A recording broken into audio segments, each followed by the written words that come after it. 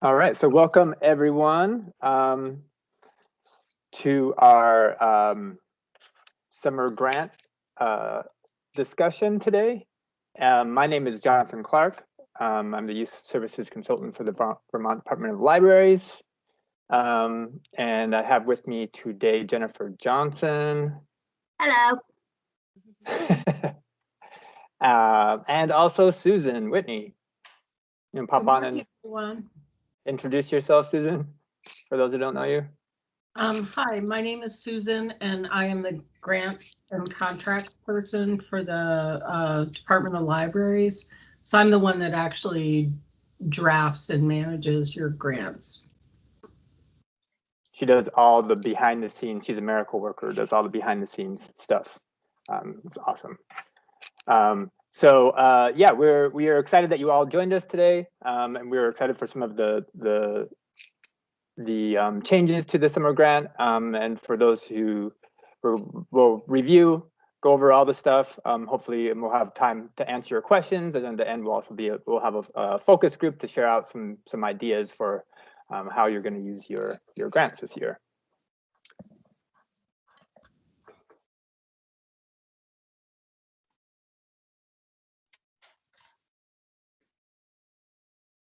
Jennifer, you want to pop the PowerPoint up? I thought I had popped it up. Hold on. Yeah, I was seeing it earlier, but now I haven't been seeing okay, it. So closed it, and now I should reopen. I want to share my screen rather than the. Can you see it now? No. Huh. Sharing is paused until you return to the shared window. Oh. I know. How am I still having this problem? And like we've been doing this for something. It's 50 always something. years. It's also they're constantly changing the way it's set up. So I doubt. Yeah. Also not 50 years. So this feels like 50 years. Okay. I'm not sure why this isn't working. Can you see it now? There it is. Okay, then sharing my screen did not work. I had to share right from the PowerPoint. So, okay. Yeah. Sometimes it works, sometimes it doesn't. So. Okay. Hello everyone. My name is Jennifer. Jonathan introduced me earlier, but here I am again. Hello. He's going to start us off, and I'll be moving the PowerPoint along. If you have any questions, you could just pop those into the chat.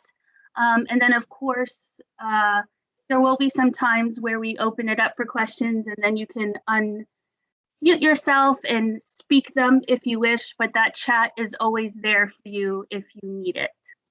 Yeah, and again, we are going to be recording the session, just so you are aware, and then we will share it out at the end.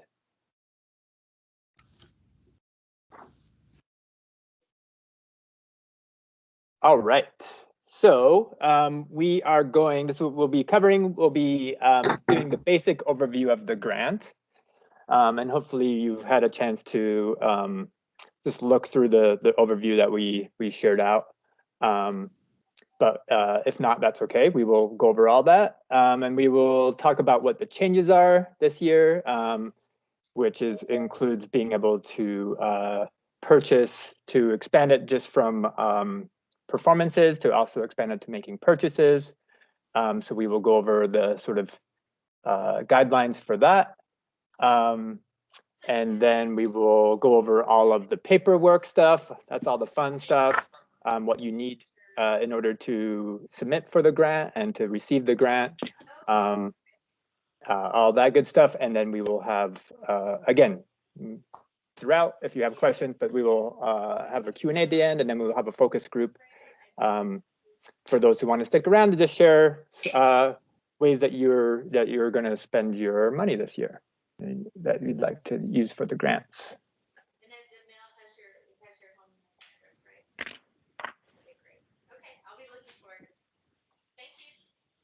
And again, if you can just mute. And for Jennifer, what's the for people calling in? I don't remember what's the to mute yourself if you're calling in? Sorry, I'm also on my phone too. Oh, no worries. *69.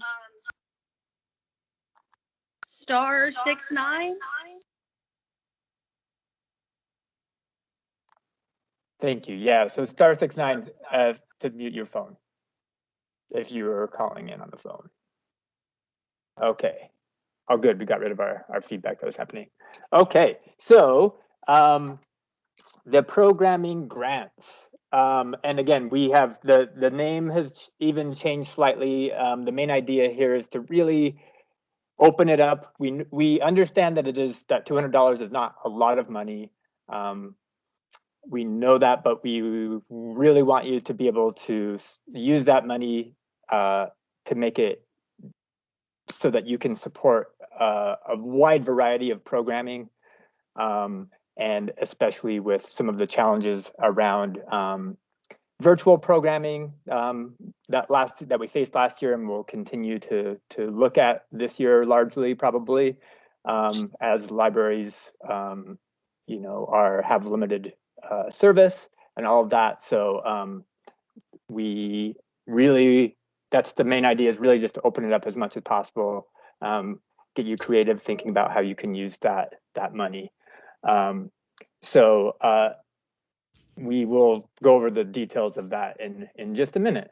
But again, if for those of you who are really just looking to hire a performer, if you have someone that you've been using for years that you're really excited about, if you can continue to do that in the way that you have, again, with the caveat with the challenges around potentially thinking about how you might want to have an outdoor distance program or a virtual program that's specifically created for your community, and we'll go over that as well.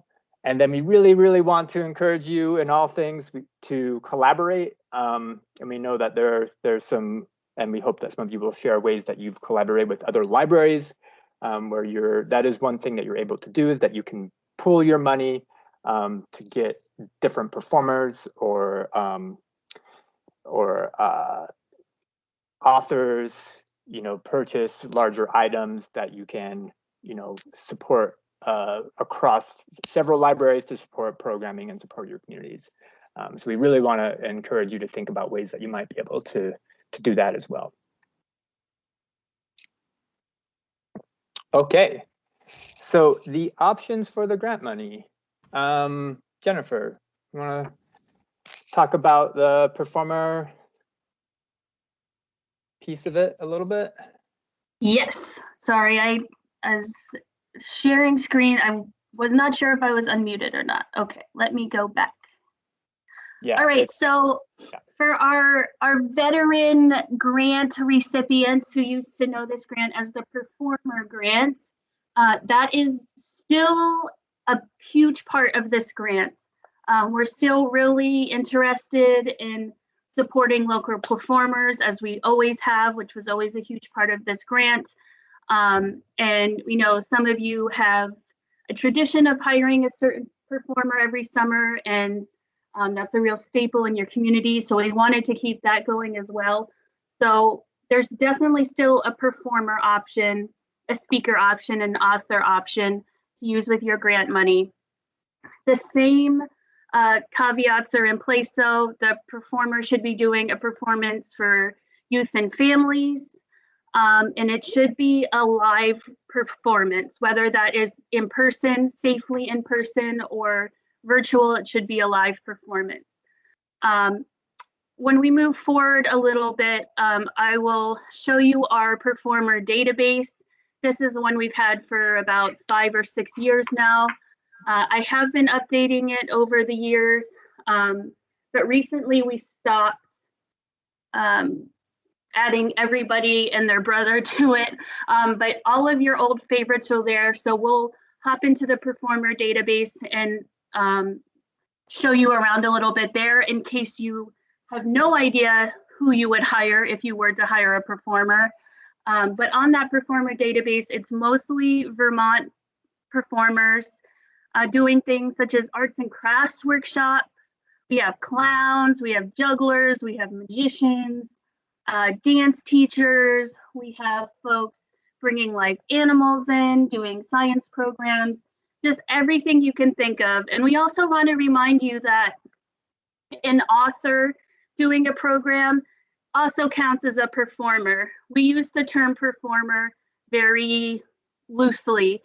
I think we actually define it in the grant paperwork. It's just anybody from outside of your library who's coming in to present a program. So it doesn't have to be someone performing a piece of music or something like that. It's just someone coming in to do a program for you.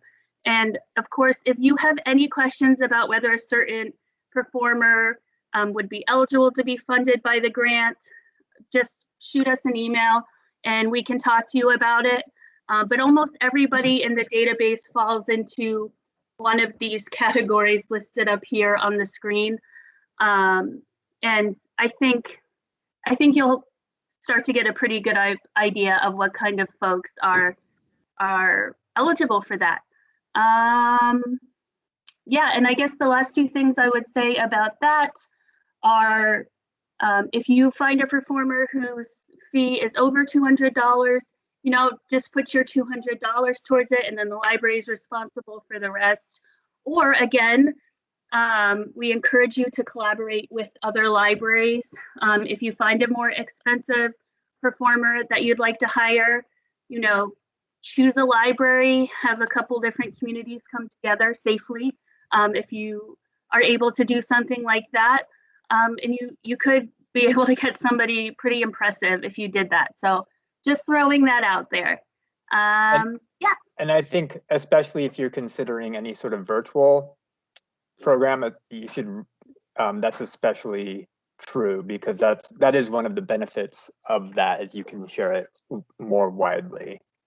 Exactly, and you get double or triple the promotional power if you do it that way as well, which is always really helpful. Exactly. Which reminds me that if you are going to do a virtual program, there will be a place for you to submit information about that so that folks from literally anywhere could tune in to watch your performance and get even more bang for your buck. But that is just for the virtual programs. We don't want a ton of people streaming to your community for an in-person performance, but there'll be more about that later.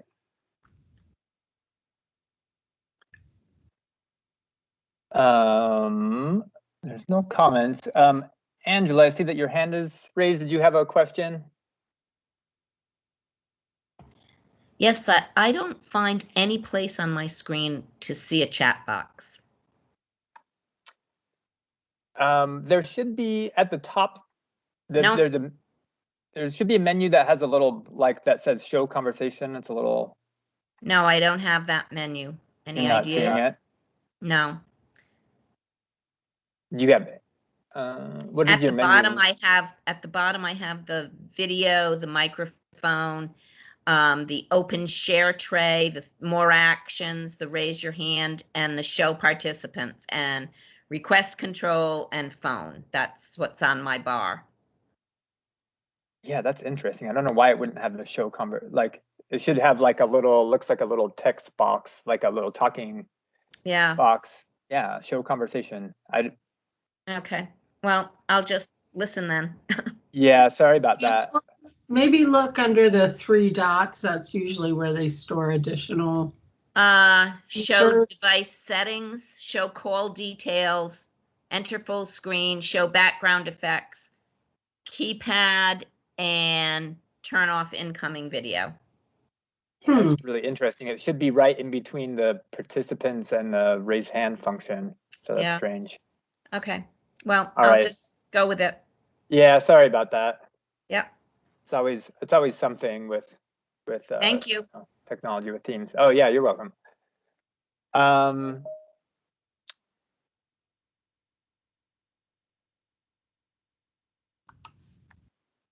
Okay. You will be without internet, like guaranteed for a couple minutes. Oh, you're just joining us. You can just please mute your microphone, please.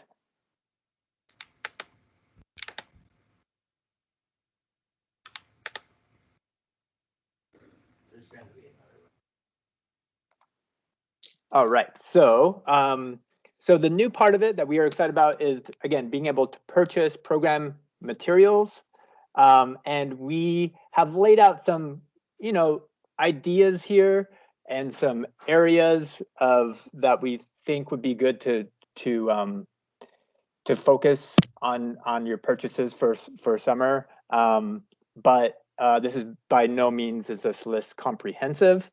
And the one thing is that we are focusing on, with the purchases, focusing on somewhat larger purchases, so that for doing the paperwork, so that we don't, if you're making 30 different purchases of $10, like, or $5 or whatever, that makes it pretty difficult on the back end to process all that. So we want you to think about things that are, again, around $200, or like Jennifer said, if it's over $200, if you're looking for something that's $250, $300, and you have a little bit of budget for that, this is a good way to sort of like supplement, where you can use the $200 and then you can pay for the rest of the item.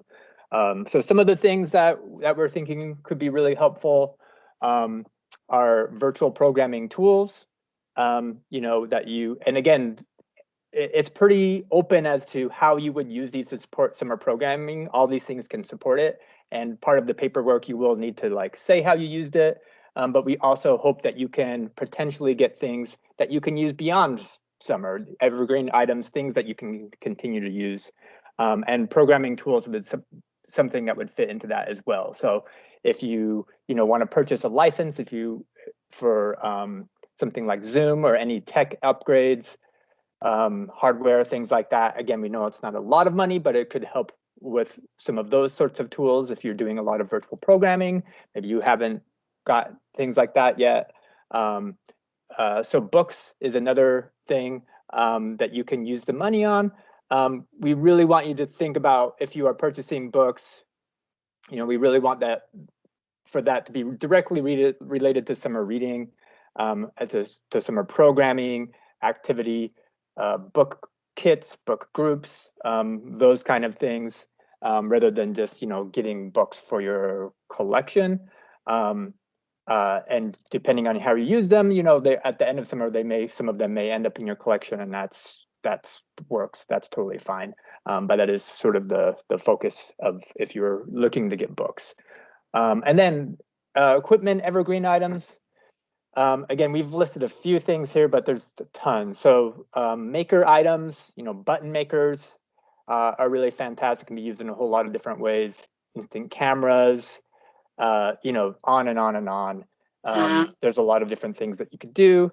And then STEM items, microscopes, robotics, 3D printers, all of those sorts of things.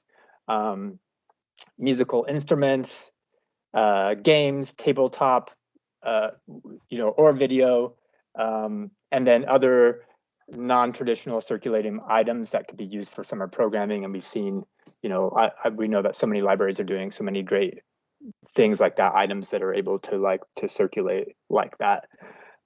So yeah, we want you to really think about items that you would be able to use, especially again if they're evergreen and you can use them beyond summer reading, or you can use them for the next 6 summer readings. That's even better. And so we want you to think about things that might be able to support your programming like that. And then also the movie licenses is also an option. And Jennifer is going to talk about that one a little bit. Yeah, just quickly. So if you are signed up for a movie license through the Department of Libraries, as long as your movie is covered by, as by one of the studios that's covered by the license, you are fine to show it inside your library building, or, and this has been extended for 2021, you can show it on your library grounds as long as you submit the form to do so. Same form as last summer. I'll probably send an email out about this a little bit later in the season once we start doing things outdoors again. So your license will cover eligible films in the building or on library grounds. what we are suggesting here is that you can use your grant money for movie viewings that are not covered by your license, which would be viewings that are not in the building or on library grounds. So for example, you want to show something on your town green. You would need a special license for that, and that is something that you could use your grant money for. If you wanted to show something in your town hall, this would be something that you could use your grant money for.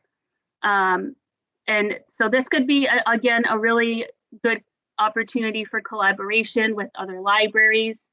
The one-time licenses are a little pricey, but if you have a really well-planned movie event, it can really reach a lot of folks and be well worth the money. So if there are any questions about that, you can stick them in the chat. But we'll be sending out more information about movie performances as we get closer to license renewal and all that sort of stuff.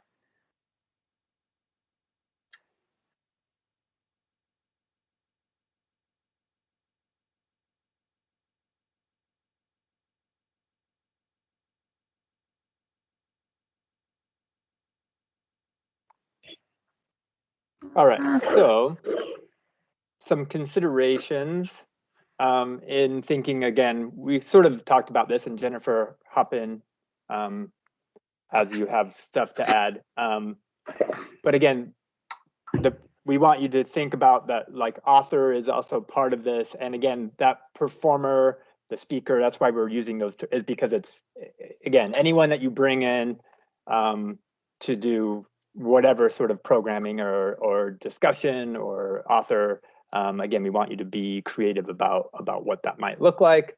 And we know that virtual programming can be a challenge. Again, there are some nice things. The reach of it can be really nice, and collaboration with other libraries, but it can be hard to connect with your patrons. So, rather, before you jump in and pay $200 to do a virtual programming, I would, or like pay for a performer or something, I would think about what that looks like and sort of what your community is asking for. And if you have, again, also think about the tools that you already have. If you are set up and you've already been doing a lot of virtual programming and you have good turnout for it, it might make sense for you. But if you haven't done it and you're thinking about, I don't know how I would do this, don't have Zoom, then it might be better to think about other ways to use the grant money. And then the performer database, Jennifer is going to pull it up, I believe, and walk us through that a little bit. Let's see if I click on this link and it will actually come up. Can you see it? No, it's because of that shared window thing. You have to okay. So yeah, you have to then share that specific window because it's now silly. Yeah, we can see it now. Yeah, okay. So this is our beautiful 2015 WordPress site with nice. a broken image link. Just beautiful, isn't it? It's classy. It doesn't look pretty, but it is. It definitely still works. So again, like I said, this was started about 5 or 6 years ago before I even started working here. But I have updated it throughout the years, and I updated it most recently as December 2020. So you can still use this resource to look for performers to hire if you're interested in doing that. Now, you can scroll through years of me adding stuff like this and just go down, but I don't recommend doing that. I recommend either using the search function right here. So if you remember there's a performer that you liked, say Rockin' Ron, for example, you can go here and look him up. It's not always going to be the most updated program description, but all of the contact information should still be there. And if you're curious about what Rockin' Ron, for example, is doing in summer 2021, you can get in touch with him. If you're interested, who just emailed me? Mr. K from Exordium just emailed me. If you're interested about what he's doing, you can look him up here, click on his entry, and you'll be able to find his website and his contact information. Again, this is not always going to be updated for this summer, but you can at least find out what he's up to. If you have no idea who you're looking for, don't have any names, I recommend using this category search right here. So say you're looking for a clown. Just click on that link here on the side and you will pull up all our clowns and our jugglers and all of that kind of stuff here. You'll find their website so you can get in contact with them. Usually if you go to their, oh, go ahead, Jonathan. Oh no, I'm gonna ask you a question. Sure. So if I want to know if Sandglass Theater can do virtual programming, how can I find that out? That is not listed in this entry, but if you click on their entry, you just go to their website and pull up their contact info, and you'll probably have to do it that way. That isn't one of the categories that we have on the side here, unfortunately. Yeah. But I would say that many performers have switched up their style to be able to do this, because this is how they make their living, and they have to sort of evolve as the world evolves. So yeah, and that's yeah, part of what I was getting at. Is I think the best way is probably, if you're really interested in a performer that's on this list, is to contact them and see if they have that and what that might look like, because it might look different than what is listed. Exactly. And if you're doing outdoor programming too, I would talk to them about that specifically if that's not something they've done before. And there are a bunch of other ways that you can search for people if you're interested in folks in a certain price range, or from a certain region of the state, or by the type of performance. Just use this category function here. One thing I want to make very clear is that this database is, none of the people in here have been vetted by the Department of Libraries. People submit a form to be added, and we add them if they even remotely fit the requirements. So before you hire anybody, you know, make sure that you read reviews about them, you talk to other folks, and you really talk to the performer to get a great idea of what they're about. So anybody in here, it does not constitute a recommendation or endorsement by the Department of Libraries. The other thing I want to say is that, and that might be a good use of the listserv too, is just like, hey, what's anyone's experience with Sandglass Theater, and do you know if they do virtual, you know? Yeah. The other thing I want to say is that you are not limited to the people in this database. And this is not, again, an exhaustive list of everybody who's out there. In the past, we've had a performer catalog that you had to choose from. That does not exist anymore. You do not have to choose from any list or database to hire a performer. You can hire anybody you want as long as they're doing programs for youth and families. So just keep that in mind. Yeah, and especially when thinking about virtual programming, there's, you know, especially now there are folks from across the country who are offering that, and there's lots of, if you search that specifically, there's lots of lists of virtual performers. But again, part of it is that we do, as much as possible, we do want to support local performers as much as we can.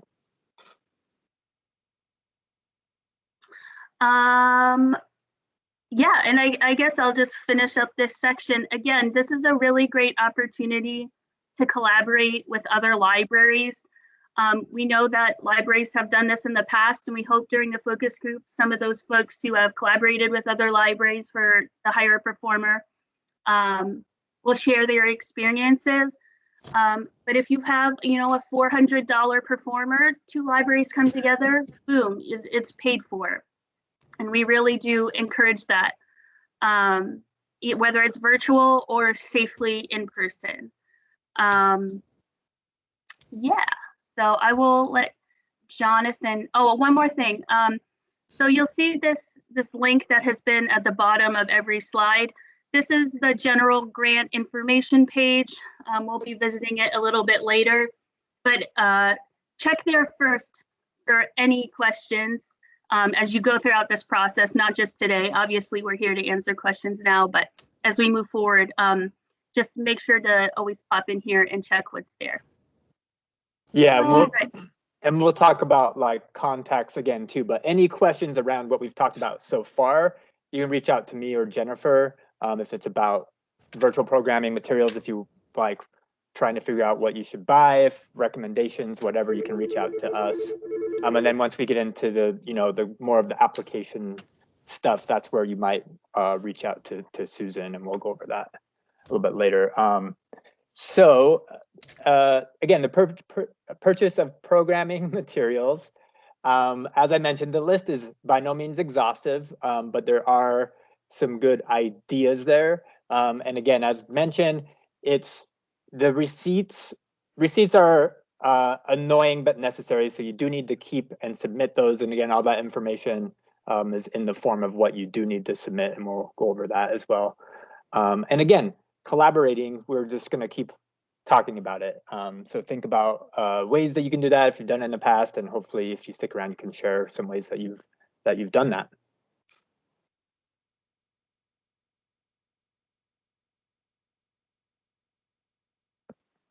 Okay, so maybe we should, is there any questions about anything so far? We'll open up a general Q&A later, but before we get into the application and agreement, any questions? Weighing on anyone? No? All right, well, keep thinking about it. You can drop them in the chat at any point, so. Cool. Carry on. So we're going to actually go into the application for this year's grant.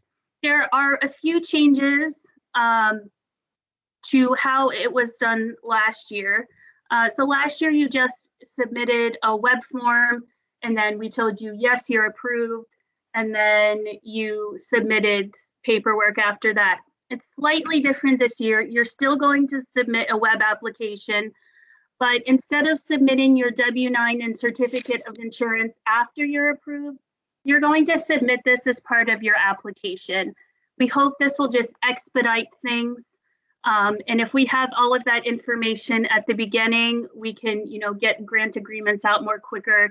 And it's just a little bit easier on Susan. So you can consider the web form, which we're going to look at, your current W-9 for the library, and your certificate of insurance for the library, those three things as part of your application that are all due by March 14th. I will anticipate one question and say that we need a current W-9 regardless of whether you have just submitted it for another grant. We need one every time you apply for a grant. So just keep that W-9 on file if it needs to be updated. Current means that it's been dated within the last 6 months. So we will need a new copy of your W-9, even if you've already submitted it for something else. And same goes for the certificate of insurance. And I believe the certificate of insurance certificates are current within the past year. And anything older than that, you would have to obtain a new one. We'll talk about the W-9 quickly later, but I just want to go into this web form. And I'm probably going to have to unshare and then share again, right? Yeah, unfortunately, that's the team's way. There you go. So folks who have applied for this grant or other VTLIB grants before will remember a grantee information form. This has been incorporated into the web form, so you don't have to fill that out separately. So that will be the first thing we look at. This is just an intro page. Again, the W-9 certificate of insurance and this web form are all due by March 14th. Obviously, this web form will be submitted through SurveyMonkey, but the W-9 and certificate of insurance can be emailed to Susan Whitney. and she'll talk a little bit about what she needs in a second here. And then once again, by March 14th at 11:59 p.m., we will not accept late applications. This just slows down the whole process. So please get your application in before the deadline. Only really like severe emergencies will be eligible for an extension. Yeah, just let us know if you a week before, if you're having an issue, just reach out to us so that we can try to fix it, try to help you before the deadline. And if you're a person who often has computer problems, don't start this at 11:30 p.m. on March 14th. Just try, anticipate that may happen. So you mean if you're a person, because if you're a person and you use a computer, then you have computer issues sometimes. Yes. So we recommend everyone start this, do this earlier rather than later, just in case. So quickly go over it. So this was the information from the grantee information form. Pretty straightforward,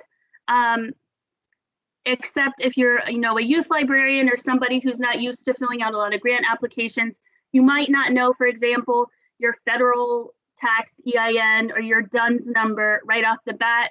I didn't get a chance to do this before this webinar, but I'll have a little cheat sheet of things that you'll need to complete this web form, because we do recommend that you just do it all in one sitting. We'll have a little list of things that you'll need, but so you may need to gather information such as your EIN and your DUNS number, your DUNS registered name, grantee fiscal year and month, all of that sort of stuff. So that is what is on this first page. Also some financial questions that were on the grantee information form are all here. You may have to speak with your director, the person who does your finances, to help you answer some of these questions. And for this, the grantee name, again, if you are under the town, the grantee name would be your town and your business name would be your library. If you're not under the town, the grantee name is probably just the name of your library. So keep that in mind. Let's see, I need to do stuff here.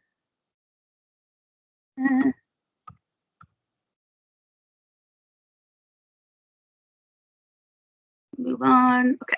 And then this is the last page is just, assurances that you have to check off, like everything I said is true, all that kind of stuff. So we won't go over the last page.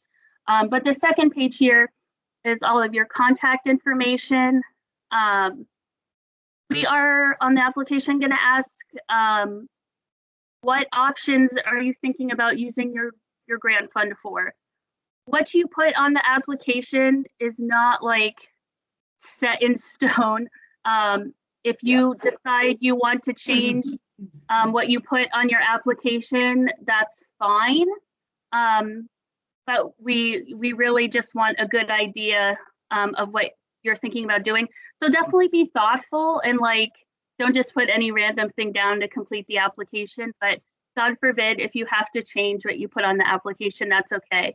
And you don't necessarily have to let us know that either, as long as you're doing a program for youth and families, or that's part of the guidelines, you should be okay.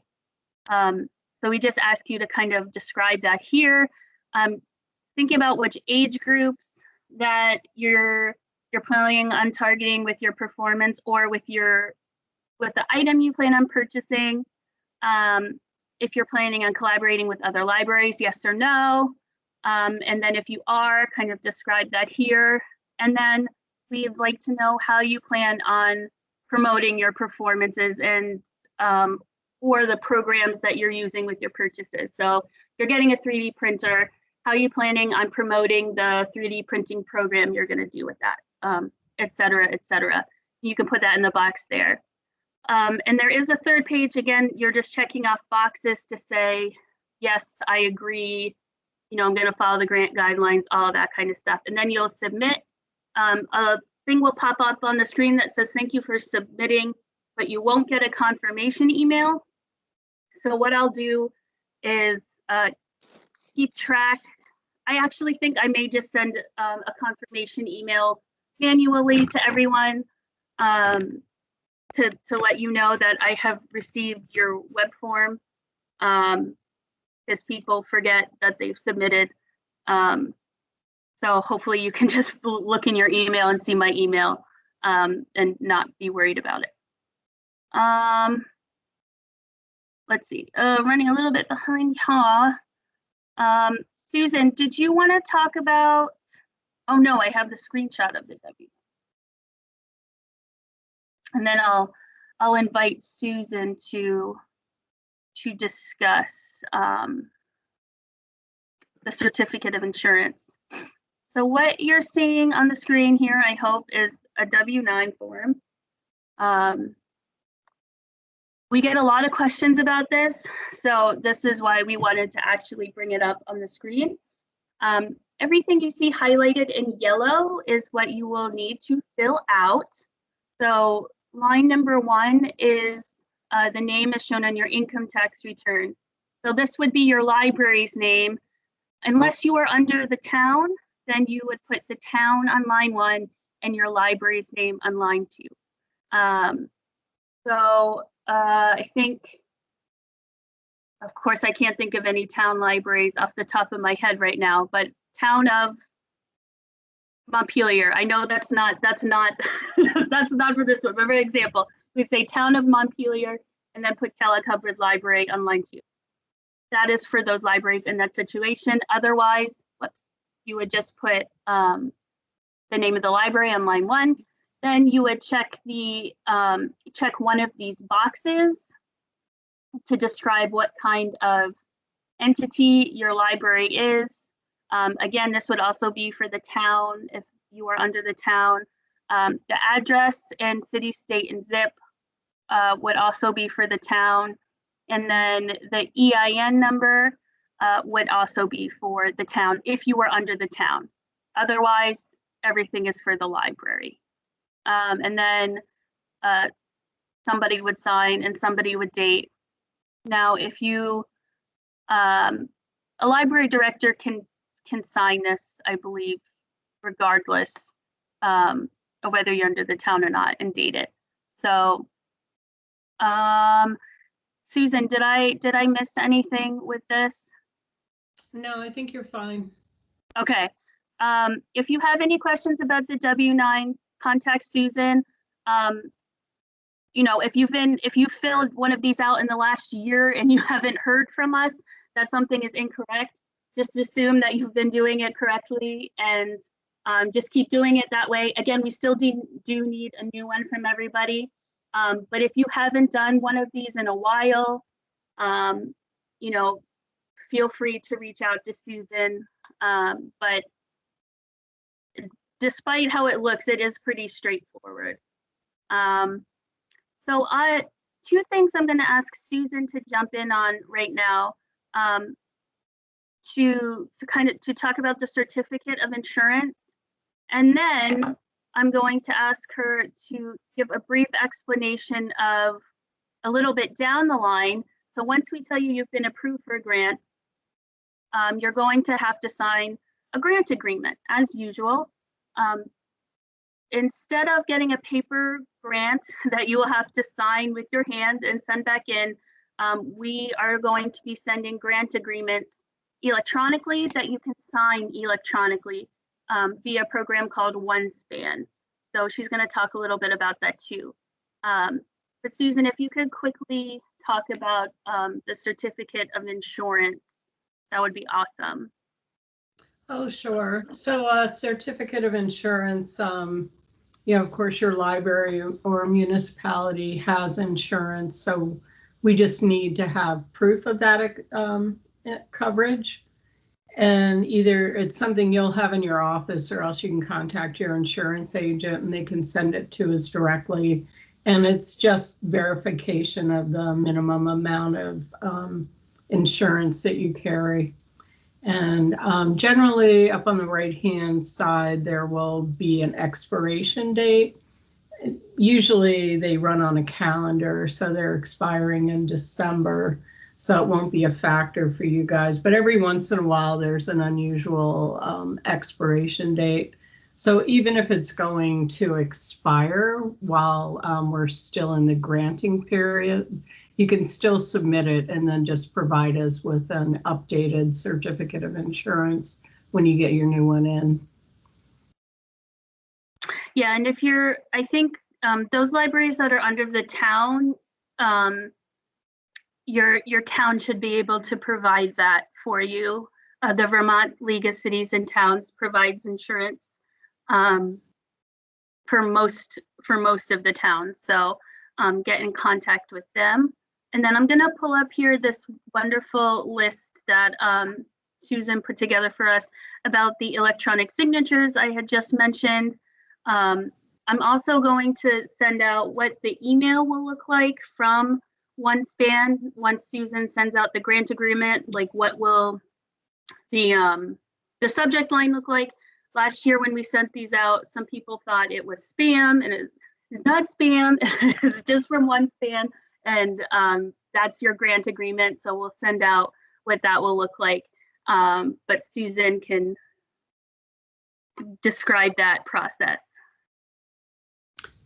Sure. So this is the same program that we used last year. And what it is I'll upload the grant into OneSpan and I'll mark where you need to sign. And it'll be, you'll sign first and then our commissioner will sign second. You don't need any software for this. It's just going to be an email that sends you a link and then you just click through the signing process. Once everybody's signed, OneSpan will also send you a copy of the executed grant, and that's something you'll want to print out and or save with wherever you keep your filing for your grants, so you can reference it along the way, especially when you have to do the reporting part of it. But it's the exact same thing we used last year. It's pretty streamlined, it's pretty efficient, and it saves us a lot of mailing back and forth, and did you get it, and do we need to resend it? So it's just the state prefers electronic signatures, and we're very agreeable to doing it. You can do it on your laptop, on a cell phone, pretty much, an iPad, anything you have that connects you to your email is going to work for this program. And Susan, you will be sending this to the library director, correct? Yeah, the director has to sign the grant. It can't be like the youth librarian or anybody else. It has to be the director. All right. I do have an option, and if you let me know you want to do that, is I can put in additional people in the program and ask it to, I could ask it to send a copy of the grant to your director and the youth librarian, but I'll just need to know their name and email address and that you would like to have that occur, and I can take care of it that way. Would it be helpful for you? I just thought of to maybe ask that on the application. Yeah, that would be helpful. That would probably be helpful for the librarians to do it. Okay. So don't fill out the application quite yet. As soon as you get off the call, I'll update it quickly to say if you want to get a copy of that. I will add that to the application. So Susan's not getting a billion emails. Swiftly moving on, because we're running a little bit behind here. Quickly go through the dates. So the application opens today. The grant info session is today. That's where you are right now, in case you forgot. Applications are due, and again, the application includes this web form, your W-9, and your certificate of insurance are all due on March 14th. Susan will then process your paperwork, and she will let you know whether or not you are approved. So sometime in April, you'll get a grant agreement from her if you are approved. And that is due by May 2nd. Again, you just have to sign it via that program. So it should be pretty easy. It should take about 2 minutes once you get it in your email. So should be no issues there. The spending period for this grant is May 15th through September 15th. So you can start spending money on May 15th. You probably will not have your grant check by May 15th, but you can start having programs and spending money on May 15th. And then September 15th is the deadline for spending grant monies or having a program related to this grant. And then your reporting form is due on October 15th. And that form is not quite ready yet. But just as, you know, a preview, it's the same kind of stuff we always ask. If you're having a program, you know, make sure you write down how many people were there, all of that kind of stuff. But that will be available for preview soon. So you have it before your program even happens. You know what to watch for. Okay, questions? Can I about? Yeah. This is Susan. Can I jump in with just one thing that I wanted to bring up? I noticed on the performers, a lot of them say like, here's our fee and here's our mileage rate. The state discourages paying mileage and like costs, and they prefer that it be inclusive of their total fee. So if they're going to charge you $175 for the performance and $25 for travel, what we need is an invoice or a receipt that says $200. We don't want to see the breakdown. If you can at all get that, that would be appreciated. Otherwise, we have to verify. It's just a lot of steps that we have to go through when people put mileage on their receipts that the state does not like to have to deal with. So I just wanted to mention that. Yeah, and then Thank you. In terms of receipts, we'll have a little bit more guidance, but you know, if you buy a 3D printer, when you submit payment, they should give you a receipt, whether you are in a store or you are online, and we will need that receipt. So again, a receipt is given to you after you pay for something, and it shows that you have spent money, whereas an invoice is a bill. So we don't want your invoice. We want the receipt that shows that you have spent money. And there will be a little bit more guidance about that, but hopefully most of us are down with the receipt issue at this point.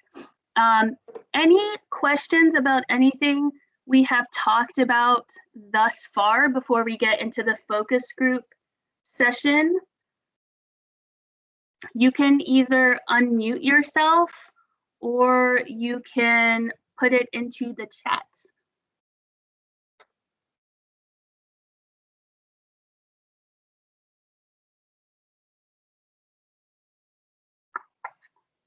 And I'll put these dates up on. Again, while we're in the focus group, if anything like occurs to you, feel free to pop it in. For sure. And our email addresses and all of that kind of stuff will be at the end on our end slide. If you think of anything, but okay, I'm not seeing or hearing anything. So Not either. Susan, thank you so much for joining us. I'm sure you'll be getting some questions soon, but thank you for stopping in. I want to repeat what Jonathan said at the beginning, that Susan is awesome. And I know that previously I have been your contact for a lot of like financial related stuff, but I'm very happy to not do that anymore and let Susan be the #1 expert in this, which she is, and let her answer your financial questions way better than I could. So her contact info will be on the screen at the end. So again, any financial related stuff, Susan is your gal, and Jonathan and I are happy to answer any programming related kind of stuff.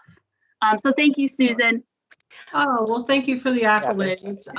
I look forward to working with all the libraries and getting organized for some nice programming this summer.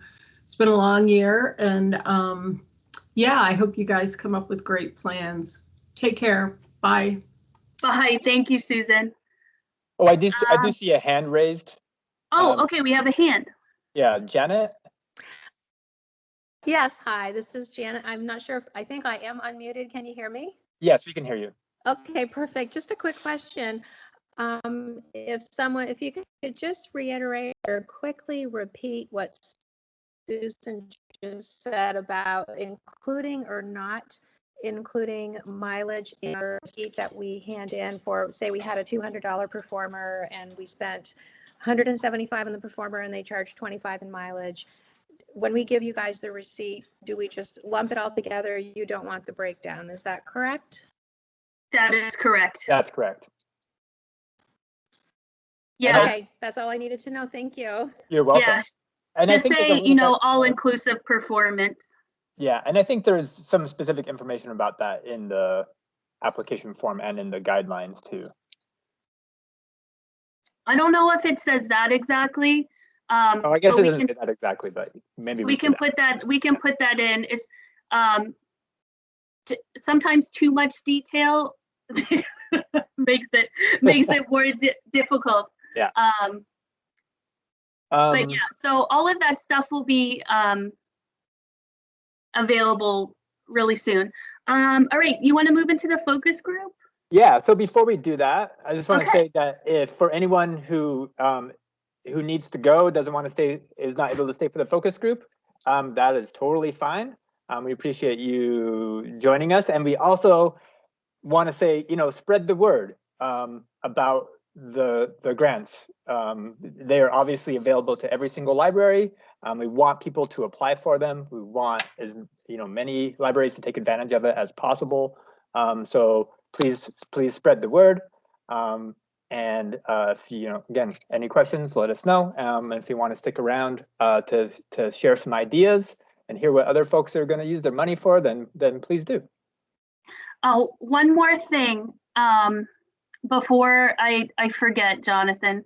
I want to show, for people who may skedaddle, I want to just quickly bring up the grant page on our website. Oh yes, I was going to mention that even just because it's open now. Yes, it is open now. Posted, although I know we're going to make that one modification, but. So this is the summer programming grant page. This is your one-stop shop for everything. So the link to the application is now up. I may go take that down quickly while I make that change, and then I'll put it back up again. We'll say by noon today, it will be up and ready to go. You have a link to your blank W-9 form right here if you need one of those. And again, spelling out what the application entails this year is the web form, your W-9 and certificate of insurance. Those are all due on March 14th. Please thoroughly read the grant guidelines before you submit your application. The virtual performance guidelines are, I think, exactly the same as they were last year. And again, if you are going to do a virtual performance, there will be a place for you to submit that, and it will live here if anyone's interested. When the expenditure report, oh, go ahead. I was just gonna say, I think the one thing, and maybe we mentioned it, maybe we didn't, is that, especially with the virtual performances, is that the one thing is that we really want to focus on that, that it is a live event and not a recorded session. There are vendors, performers who will try to sell a recorded session, and that's not really, there's so many free resources like that it's not, we'd rather you use your money for something that's tailored for your exactly patrons. Yeah. This is where the expenditure report will live when it's available. This webinar, as we said, is being recorded. So the slides from the webinar and this recording will be available here. And then here are those important dates that were just on that previous slide. So, and then we also have links here to our general summer reading program page and vice versa, and then to the performer database. maybe we should plug our summer workshops. Oh, we want to plug the workshops right now. Yeah. So yeah, March 10th and March 11th, we will be having our summer reading workshops. We will be having one on March 10th, which is called Summer Reading Essentials. That is from 1 to 3. And then March 11th, we'll be having a summer reading plan and share, also from 1 to 3. And you can take a look at the CE page for more information about those, but they are exactly what they sound like. So if you're a veteran summer reading person, you know, we still recommend you go to the March 10th one, because you always are going to learn something new. But that will just be a breakdown of everything you need to know for a great summer reading program. And then March 11th will be a time that is really focused on libraries being able to share with each other and plan, network, brainstorm, all of that kind of stuff. We'll have breakout groups that'll be organized by region or by size of library. So that will really be a time for you to pick each other's brains and yeah, get some good plans going. Exactly. Yeah, so all that, I don't know if we were going to send I'm sure we'll send some sort of follow-up email, and the links to register for those will be Yes, we will. in there. And Yeah. we already have a ton of people registered for those, which is awesome. So Which is great. And the other thing is that what we haven't got a lot of feedback on there, we also asked for people who wanted, like similar to today, and I might follow up with some of you who shared today, is also we're looking for people who want to just talk for a few minutes about you know, what has worked, what hasn't in their summer reading programs before. So when we send out, I'll follow that link too. And if you want to just like, you know, the more people we can hear from, the more ideas shared from libraries, always the best. And that's, you know, always the feedback that we get is it's always the best part of any webinar, is just like being able to network and share ideas with each other. So so speaking of, let's get into it. before we do that, Jonathan, there are some questions in the chat that I, so Marita asked, do you want it all submitted electronically or some as hard copy? Please submit electronically. Susan is not in the office, as most of the Department of Library staff are not. So getting paper mail is difficult sometimes. Jason, our state librarian commissioner, will have to scan stuff in to the copier. Yeah, let's avoid that.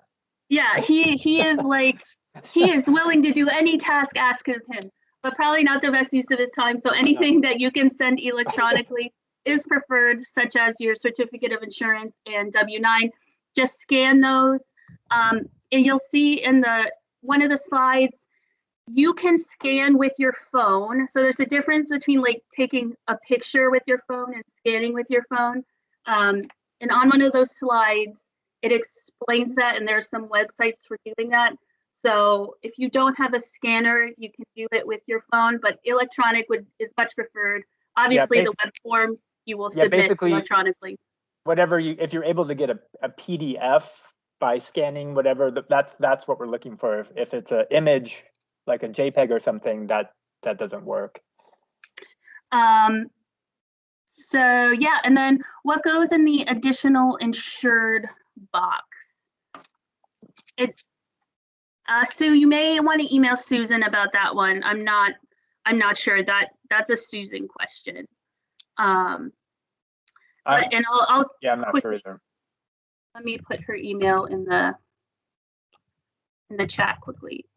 It may be that's typically not filled in, but it doesn't sound like it's something that would be filled in, but definitely double check with Susan. It's 11:11. I wish that we would. Hey, I bet you're all wishing we'll get to this focus group already, so let's do that. Thank you for your questions. We'll look at them again at the end, but let's do this. So as we go into this, feel free to put on your cameras if you would like, and then you can unmute yourself and share with us as we go through these discussion points. or you can feel free to share in the chat, and we'll try to keep up with those as well. Hold on. Yeah, I had a. Yeah, I was like, where's it? Okay, there we go. Okay. I did that. I did that. I got this. Here we go. Yeah, so these are some ideas about what you could share. So if you already have an idea about what you're planning on using your monies for, if you would like to hire a performer / presenter / author, what is that program going to look like? And if you're planning on purchasing something, what are you going to purchase? What are you going to do with it? Or are you going to use both? And we didn't really say that before, Jonathan. I guess we didn't. Say you've hired a performer for $150 and you have $50 left over. You can use that leftover $50 to purchase, something from category 2. You could Absolutely. purchase a $50, I don't know, GoPro or something like that to use in programming. So something you to support that yeah. particular program, or to support a different summer programming. If you're able to get a performer for less than the 200, you can absolutely do both. Yes, you can dip into both pools there. In the past, we've said if you have $25 left over, you can buy it for books for your collection. We really want folks to be super thoughtful about how they're spending their money.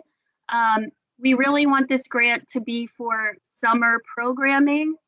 So rather than just throwing some money on some books for the collection, just being thoughtful about exactly what you're buying, how it could support your summer programming. And then if they happen to be books, again, they can go into your collection, obviously. But just really thinking about things ahead of time and having a really good plan. Yeah. So would anyone like to pop on, share what they're thinking that they are going to use? Again, we are aware that it's not a ton of money, but we hope that there are some creative ways that you will all be able to use it, or if you have something you've done in the past that has been awesome that you're going to do again, share that with us too.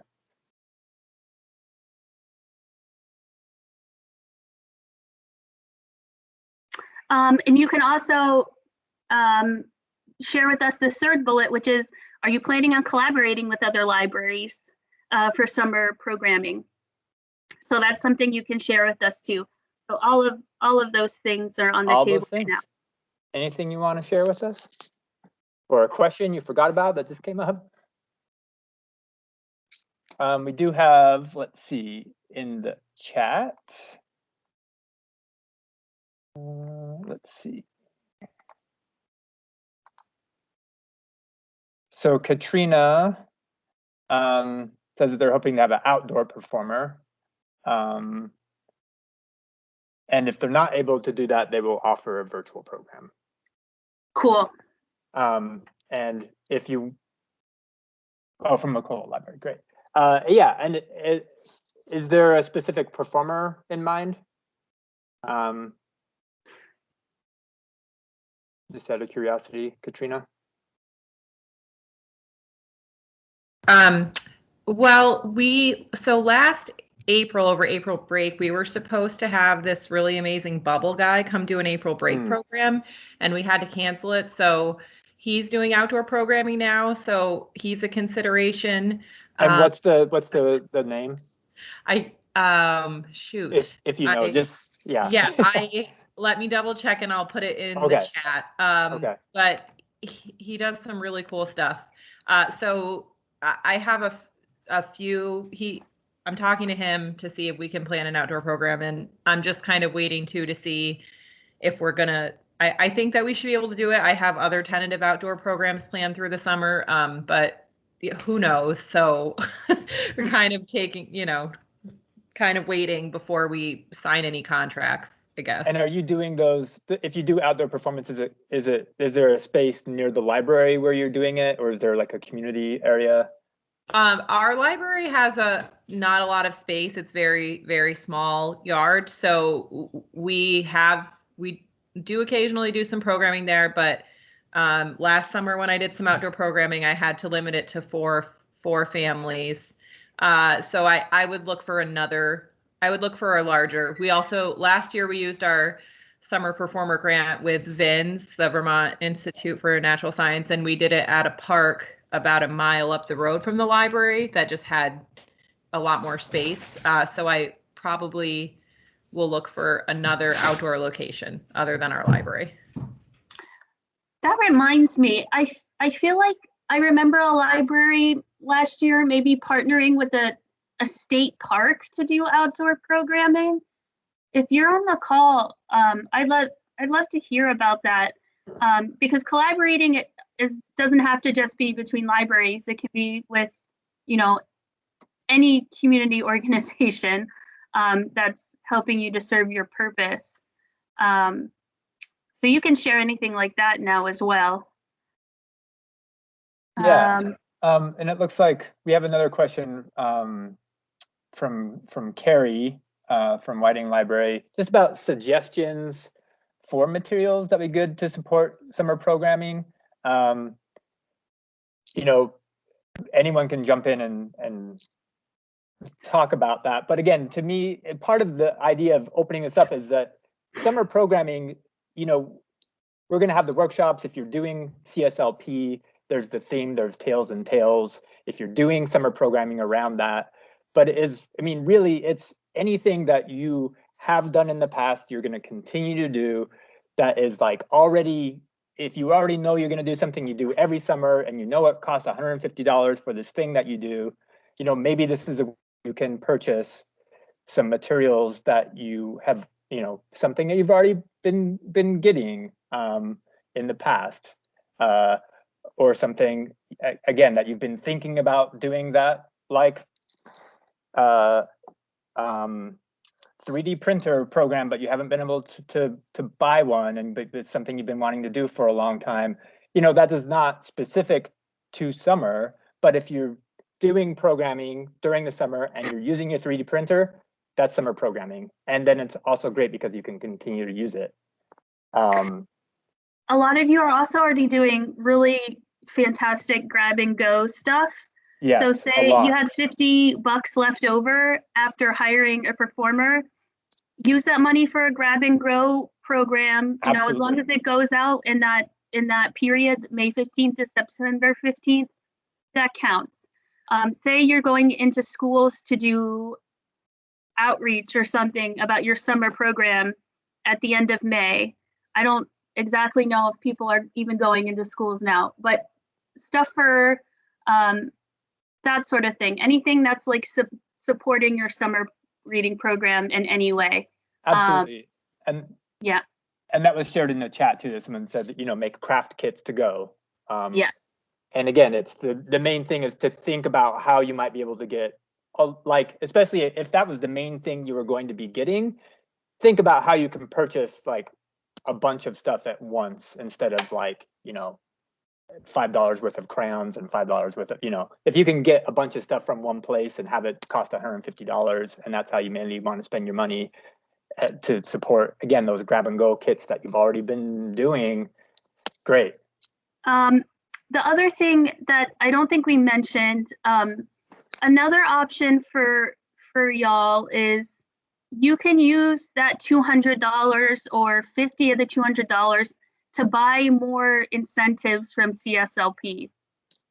So if you feel like what you ordered, was not adequate for free from, when we were doing our ordering period, you can use some of that grant money on the CSLP website to get more logs or stuff like that. We will be giving away some more items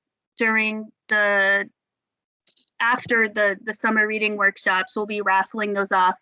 But those are mostly like leftover pencils and tattoos and things like that.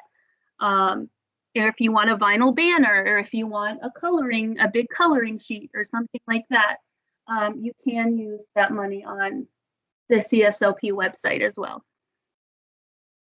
Absolutely. But I guess I will be ahead. careful with like sort of outreach and promotion stuff. Any like CSLP items are good, but anything beyond that, I guess I would just check with us first. Yeah. Let's see. I think there's a couple more comments. There's also at least one. I think Janet may have had her hand raised for a while. So Janet, go ahead, and then we'll go comments. Whoops, sorry. No worries. Thank you. I guess, let me just turn this off. My question, I guess, is, or maybe it's just more of a comment that maybe other really small libraries struggle with. In our library, we're under, I think, 900 square feet. And right now with the COVID guidelines, I'm only really allowed to have 2 people in at one time plus myself.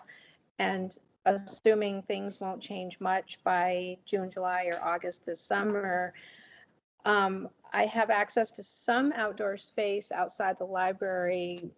I would have to try to find some space outdoors, but just kind of commenting and inviting comments from other librarians with really tiny spaces. If you scheduled, something outdoors and your performer is supposed to come that day and then it rains. Aside from creating a rain date and canceling the event, I guess I'm just looking for other feedback or other things other librarians may have struggled with the same thing with having such a small space. And if you just can't come in, I would not be able to bring even 4 kids and their moms or dads inside if it rains. I would not be allowed to do that. Even 2 kids and 1 parent per child, I'm over my capacity. So Yeah. I guess that's just sort of a comment, throwing it out there. It's just a little bit of this is more like, here's my struggle comment. Yeah. So if anybody has any particular thoughts about that, especially like anyone working at a really small library, one thing I would say is that, if